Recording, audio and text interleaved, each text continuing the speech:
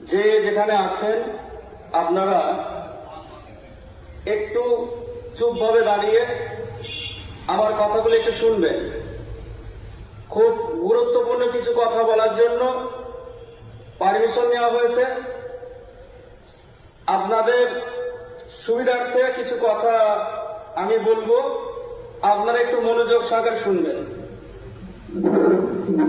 আমি 234 নম্বরের বিএলও, আমার নাম মুর্শিদ শেখ, আমার বাড়ি মোড়াগাছা মাঠপাড়া, আমি ধর্মদা কেক হাই স্কুলের শিক্ষক।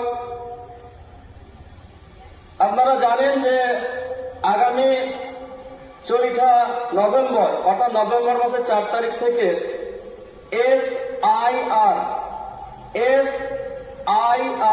শুরু হবে। এই নিয়ে মানুষের মধ্যে একটা দুশ্চিন্তা ঢুকে গেছে, ভয় ঢুকে গেছে। অযথা কেউ ভয় করবেন না। আমি দেখেছি, আমি এই চত্বরে যতগুলো বুথ আছে প্রতিটা বুথের অনেক কাগজপত্র দেখেছি, তাতে এখানে সবাই এখানকার লিগাল ভোটার। সুতরাং বিন্দুমাত্র টেনশন বা ভয় করবেন না। যে কাজগুলো আপনারা আগামী কাল থেকে করবেন একটু মনোযোগ সহকারে শুনবেন, তাতে আপনাদের সুবিধা হবে। যে কোনো কাগজ জেরক্স লাগবে না।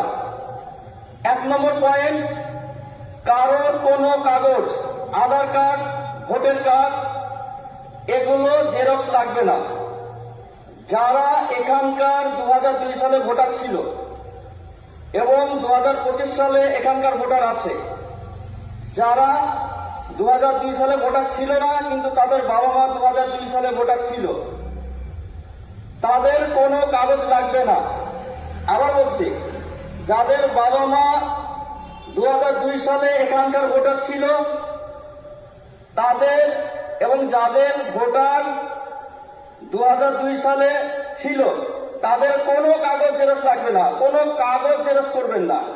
শুধুমাত্র একটা কাগজ, 2002 সালের ভোটার লিস্টের যে পেজে আপনার নাম আছে সেই পেজটা জেরক্স করে কাছে রাখেন।